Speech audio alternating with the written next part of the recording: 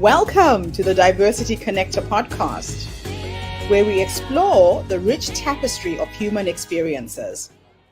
I'm your host, Gertrude Mache, and I'd like to acknowledge the traditional custodians of the country on which we meet today.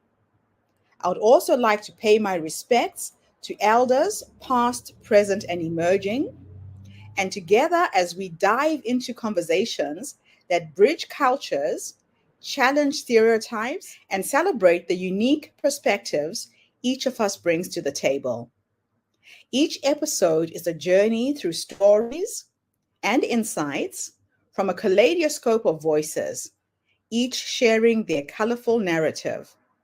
Whether you're at home, on the go, or just anywhere in between, you're now part of a community that values understanding, inclusivity, and the beauty of diversity.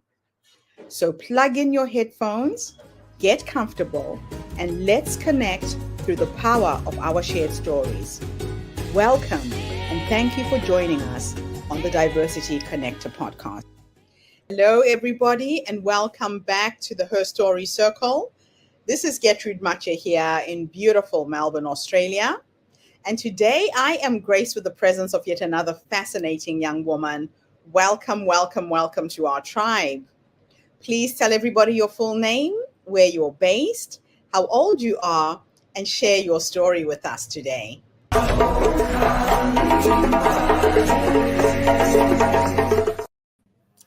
Good morning, good afternoon, good evening, wherever you are watching this from. Currently, here in South Africa, it's good morning. It's almost about 11 o'clock the morning here. So my name is Georgie Salome Leukes. Firstly, I just want to say thank you to Gertrude for this opportunity. I must say, when she approached me, I was quite, blown because it was very random. But she told me a bit more about her platform and what she's trying to achieve with this podcast. And I think it's very inspirational, and it's very important that we do these things, especially coming from UWC and being alumni from a previously disadvantaged institution. It is very important. So like I said, my name is Georgie Salome Leukes. I am 25 years old. I am obviously a proud alumni of University of the Western Cape. I am currently based in Cape Town, Western Cape in South Africa. And funny enough, I'm not too sure if Gertrude knows this, but I am working at UWC for the year as well. So not only did I study here for 6 years, 6 whole years, but I also am working here for the year as an associate lecturer. So before I go into my work and what I'm doing for this year, or what I did for the past year, just giving you a bit of my personal, but then also more so my academic background, which I think is very important. So I was born in Athlone in Cape Town as well. And I think we lived there for about 6-7 years. And then when I started my schooling career, we moved to the northern suburbs in Cape Town as well. There I started my primary school career. I started my high school career. I finished off, and I am still based in the same area. Just a bit of primary school. I was that person in primary school, very forward, wanted to do everything. I'm not too sure, but according to my memory, there wasn't one day that I just went home after school. So Monday straight through to Fridays, I always had an extracurricular activity that I had to do. Whether it is drama classes, whether it's extra arts classes, whether it's choir, it's netball, it's debate, it's I stayed for training. So there was always something that kept me busy, and then my parents had to come and get me at school when they basically came from work. So I felt like I was living my best life, but also working an 8 to 5 every day. But I think that is also very important because I believe that it really molded me and kind of shaped my character and gave me the confidence, which is very necessary also as to what I'm doing for the year, but we'll get to that. So that was primary school, me, very, very busy. And then high school, I had to really let a lot of things go because things got a bit more serious on school. And I think it was about grade 8 or grade 9 where I decided what I wanted to study. So I think I was about 15 years old or 14 when I got my first, I wrote my first accounting test. When got my result, I saw that I got 100%. It was a very, very basic test, as of course, and it was the introduction to accounting. But for some reason, something just felt right. And it was in that moment after getting 100% for the test where I decided, okay, clearly I'm good at this. Maybe I should do this for the rest of my life. Not a very good criteria to make very big decisions on, but it felt right in the moment.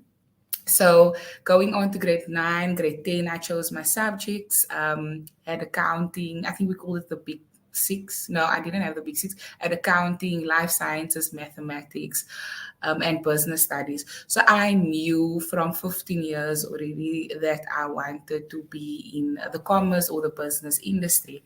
And then it was in about grade 11, grade 12 when I applied to the University of the Western Cape. Mind you, it was the only university that I applied at. I don't know, I was very brave and very confident. I would not recommend that, but just to have your options open. Luckily for me, it worked out.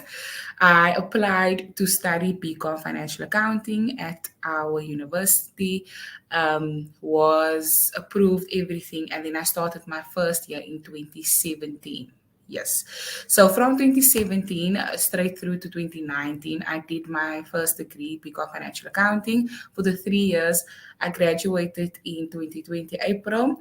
After the end of my first degree, I decided that I want to switch to BCom Accounting, which is the chartered accountancy field, for those of you who don't know. So that requires just doing an additional year. So after my 3 years of doing my first degree, I did an additional bridging course year where I switched my streams. And then after doing my ADA, which is my bridging year, I did my postgraduate studies. So normally that route would go 3 years for the first degree, another year for the bridging diploma, and then also a year for your postgraduate studies. However, I think it was 2021 when I did my postgraduate studies in accounting. I failed 2 subjects, but luckily I had the right to return and attempt it again in 2022.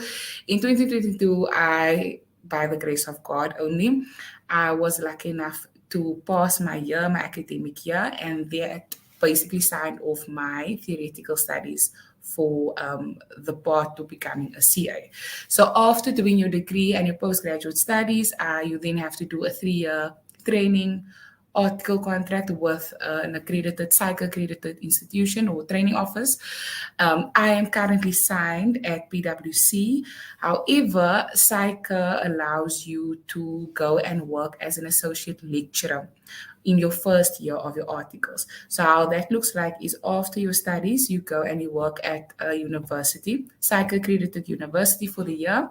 And then in year 2 and year 3, you go over to your training office. So mine would be PwC. So for this year, I've been an AL, which is an associate lecturer at the University of the Western Cape in the accounting department. I am going over to my training office in 2024 and then completing my 3rd year in 2025. But hopefully, if it's in God's will, then I will be a qualified chartered accountant. For what I've been doing for this year is basically being a lecturer, but working under this. So your duties looks like basically lecturing, preparing lecture material, marking, consulting students, which I think is majority of what I did for the entire year. And then also just being I was also a mentor for the year. So I had 5 mentees under me, people that you kind of emotionally support, and you are the ear if they need to vent or if they just need someone to speak to. So that is what I've been doing for the year. I enjoyed it thoroughly, and anyone that's in this field, or if you are still studying and you still need to complete your studies and you are thinking of becoming an academic trainee, is the other word that they use for it, I would highly recommend it. This year has taught me so much. It gave me a lot of confidence. It gave me a certain belief in myself. And I think also what I've discovered throughout this year is just um, I feel like that I'm living in my purpose, my godly intended purpose. I think all of us should always help people and should be there for people and treat each other with love and kindness. But I feel that God really placed me on this planet to have an impact on other people's lives and really be there for them and be that support and help them in any shape or form that obviously is appropriate, but just help them along this journey. I think going through this journey and still being fresh, I always joke and say that the PTSD is still very fresh in my brain because it wasn't easy. It was a very difficult road. It takes a lot mentally and emotionally. You need to be very strong to complete your studies and then going over into to articles. From what I've heard, it's not the easiest road, but that's why I made it my point to make sure that for this year that I will always be there for students and try and assist them and make their journey to become a CA is as easy as possible for them because it's not an easy road at all. So by saying that, I really enjoyed what I did this year. It's going to be difficult for me to go over to my office and leave the University of the Western Cape. I told my colleague the other day that I felt like this is home for the past, this is the seventh year that I'm technically here.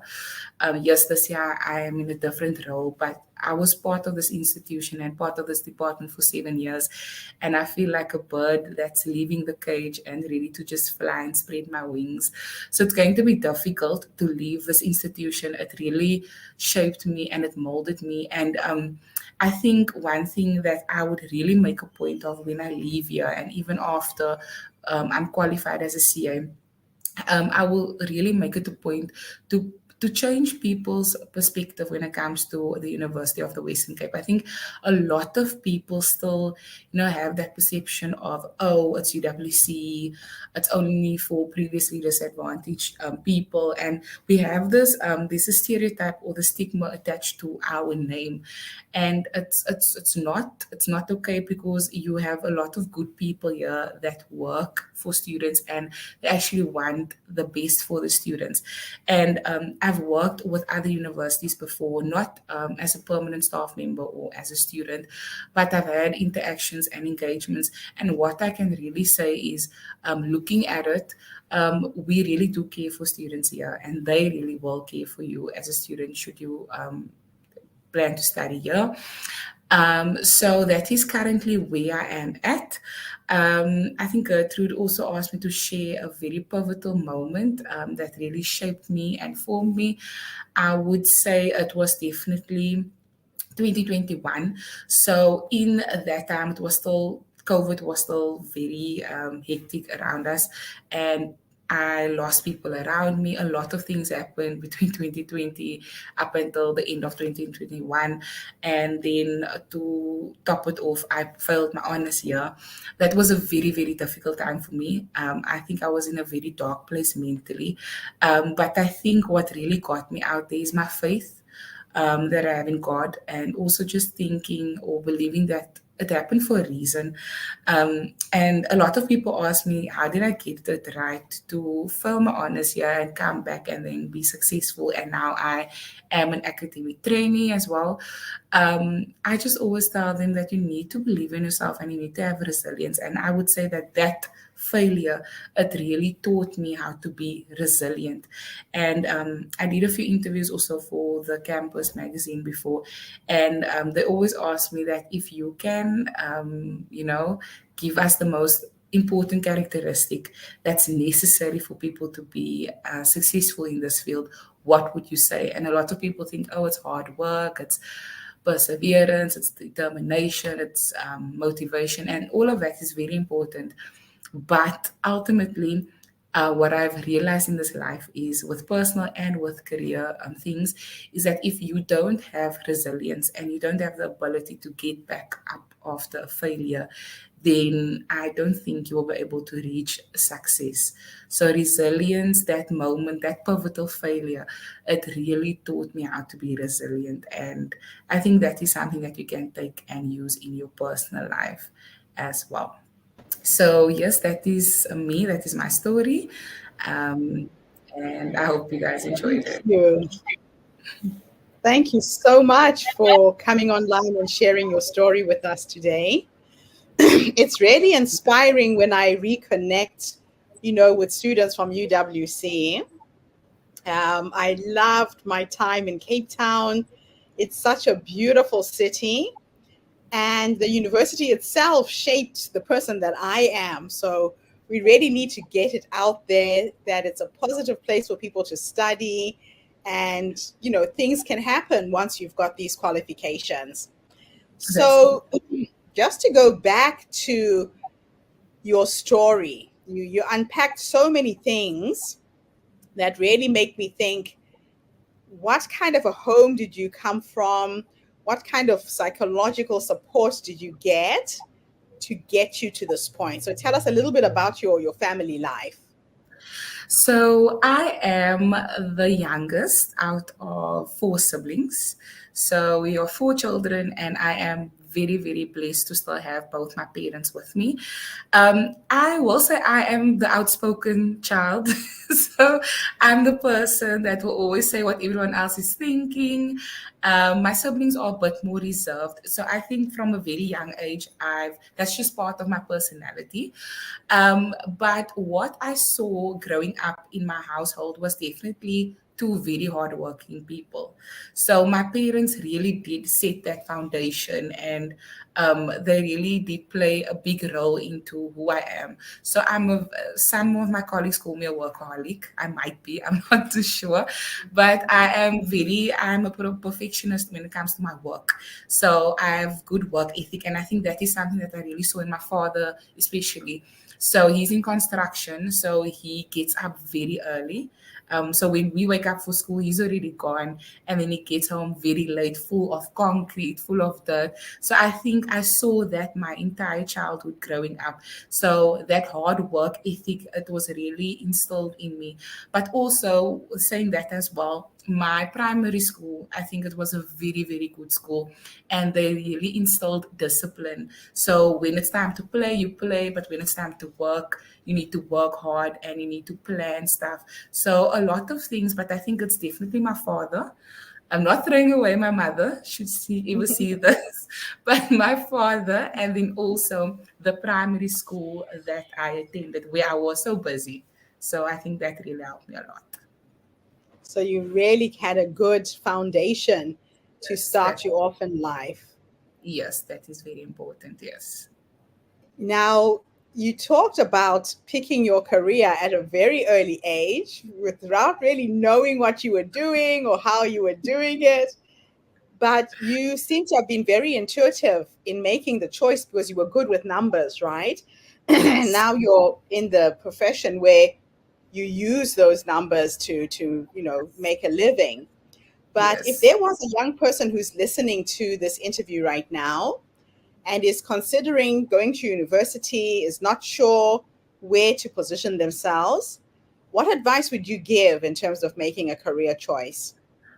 I think it's very important. That's a very good question. It's number one, my gut feeling told me. But we also do get a lot of young people, and even the students that I've encountered throughout this year, people that's already studying, that comes to me and they tell me, but Miss Lucas, I am really confused. I'm not too sure if this is what I want to do. So if your gut feeling is not there to guide you, I think it's very, very important to also have someone in your life that's older that could be a mentor. That is very important.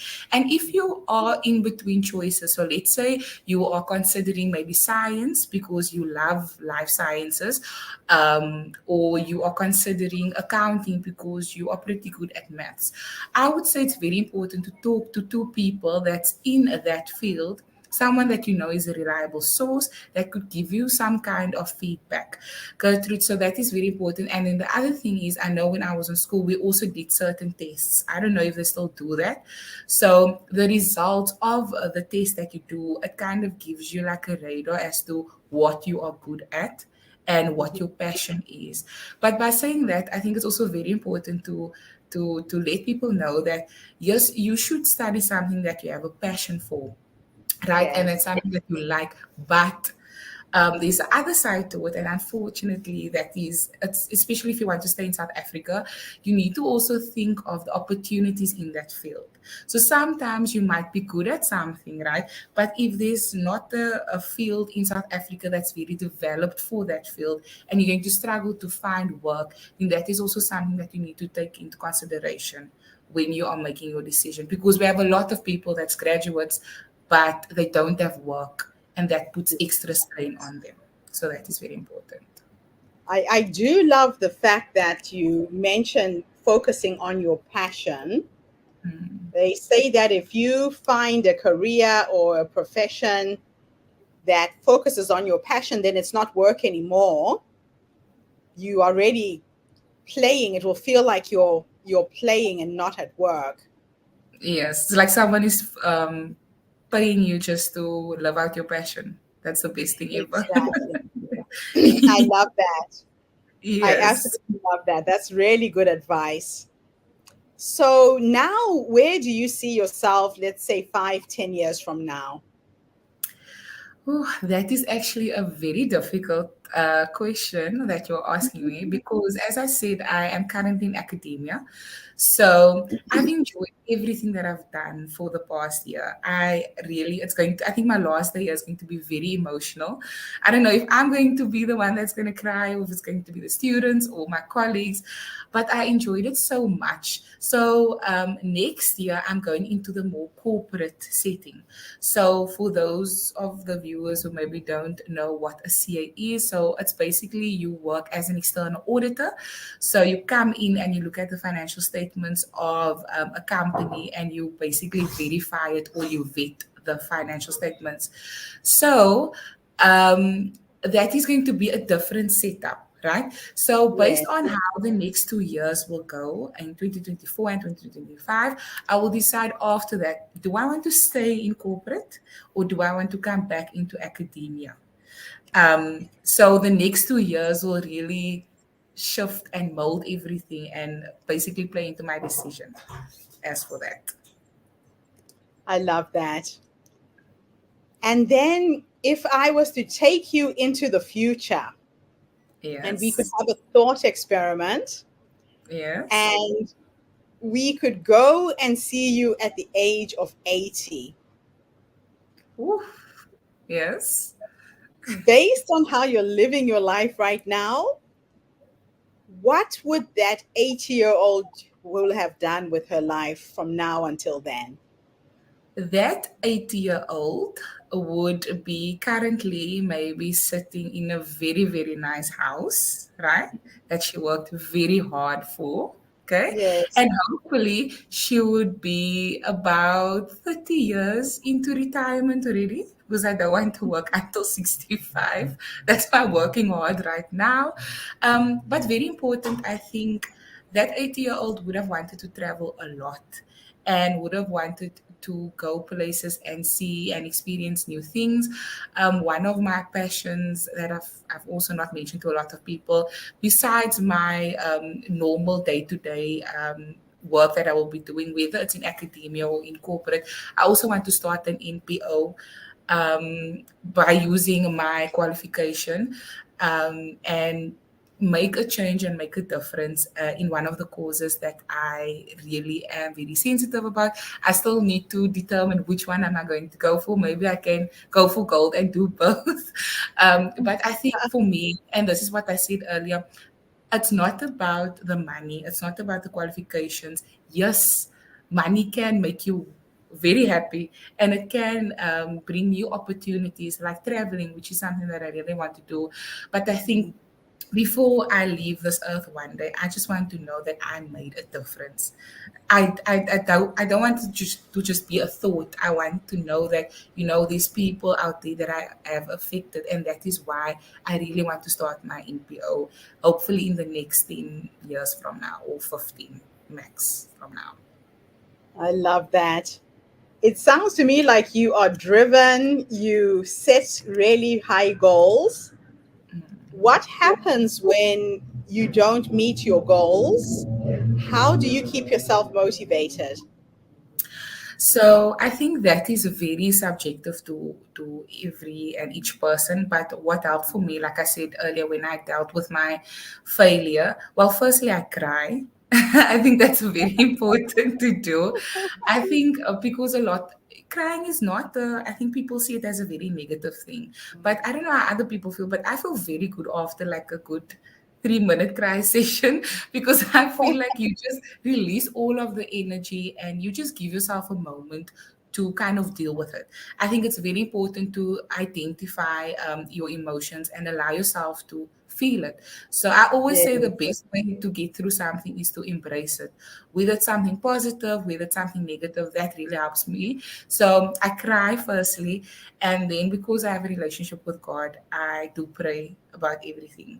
And for me, I do believe that He is the best comforter. And whatever you believe in, whoever's listening to this thing, it doesn't have to be God, whatever the universe. I think it's just very important to let things go and to talk to it, to meditate, to pray, whatever you need to do. So that's the second thing I normally do. And then thirdly, like I said earlier, I have a very good support system at home. So my father, my mother, they are the type of people that I can go to and I can talk to. And even now, I'm building connections and I'm networking with people, with colleagues, with fellow CAs, people that were overseas, people that they have a lot of experience. So that's why I'm saying that it's very important to have mentors in your life, people that they have the best intentions for you. So then I would maybe go to them and talk to them on the best way forward. And also, I think just don't ever stay in that space. That's very important. And that is where resilience comes in. You need to allow yourself to feel whatever you're feeling, but also get back up there and ask yourself, so what do I have to do now to get to my next step? And that really helped me a lot. Yeah, it's a choice you get to make as to how long you stay down, right? It is definitely a choice. It really Yeah, is. Yes. I absolutely love it. Well, thank you so much for coming online tonight and sharing your story, sharing your nuggets of wisdom with our community.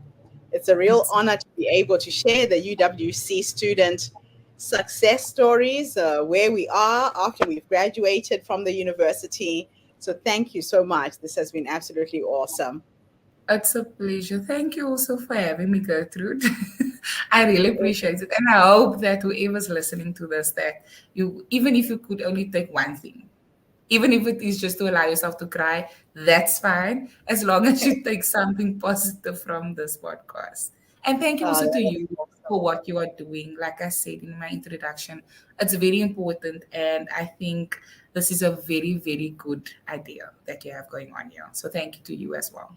Thank you Thank so you. much to everybody who's tuned in today. The Her Story Circle is bringing you stories from people from all over the world, women who are sharing their stories to uplift, inspire, energize you to do something with your lives, to learn how to bounce back, to learn how not to stay down when life knocks you down, like Georgia said to us today. So I'll be back again tomorrow with yet another amazing woman. In the meantime, have a fantastic day, morning, or evening, wherever you are in the world. And bye for now. Thanks again, Georgia. Thank you. That's a Bye. wrap, everybody, on today's episode of the Diversity Connector podcast. Thank you for tuning in and being part of our vibrant and global conversation. I'm your host, Gertrude Mache, and it's been an honor to share this space with you, where voices from all walks of life come together to weave a tapestry of diverse perspectives. Remember, every story you've heard today is a thread in the larger fabric of our shared humanity. So, as you step back into your world, Carry these stories with you and let them inspire you to embrace and celebrate the rich diversity around us. Don't forget to subscribe, rate, and review our podcast to help us share these inspiring stories with more listeners. Do follow us on social media by looking for the Diversity Connector podcast for more updates. Until then, keep connecting, keep listening, and keep celebrating the beauty of diversity. This is the Diversity Connector podcast signing off. Stay curious, stay open, and definitely stay connected.